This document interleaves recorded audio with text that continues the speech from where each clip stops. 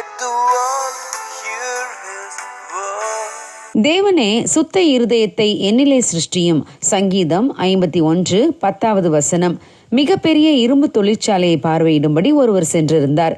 அங்கு வேலை செய்து கொண்டிருந்த ஒருவர் மிகவும் திறன் வாய்ந்த ஒரு மின் வெட்டு கத்தியை வைத்து இரும்பு சட்டத்தின் மீது வரையப்பட்ட மாதிரியின்படியே அதை அறுத்து கொண்டிருந்தார். ஆனால் சில இடங்களில் அந்த தீப்பிழம்பு போன்ற கத்தியால் அந்த இரும்பு சட்டத்தை உருக்கி வெட்ட முடியவில்லை.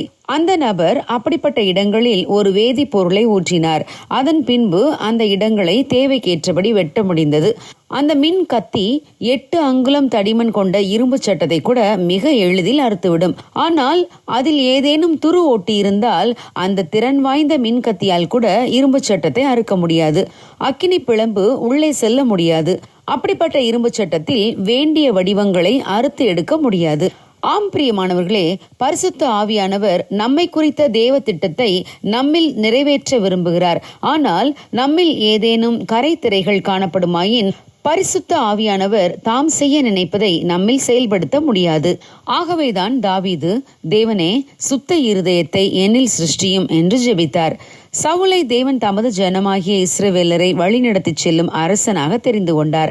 ஆனால் அந்த சவுல் ஒரு சில வருடங்களிலேயே தேவன் பயன்படுத்த முடியாதவராக போனார்.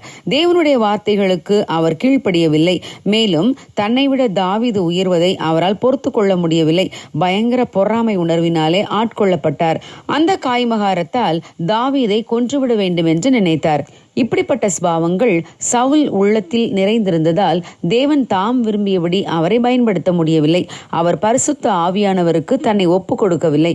எனவே சவுல் தேவன் பயன்படுத்தாமல் ஒதுக்கிய பாத்திரமாக மாறினார். இஸ்ரவேலரின் 2வது அரசனாக தேவன் தெரிந்து கொண்ட தாவீது தேவ சித்தம் செய்வதை விரும்பினார்.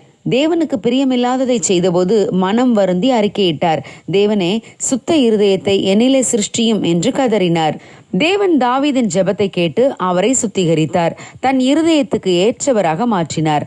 ஆம் பிரியமானவர்களே, நம்முடைய இருதயத்தில் வேண்டாத பாவங்கள் இருந்தால் தேவன் நம்மை பயன்படுத்த முடியாது. அவருக்கு பிரியமானபடி வணைய முடியாது.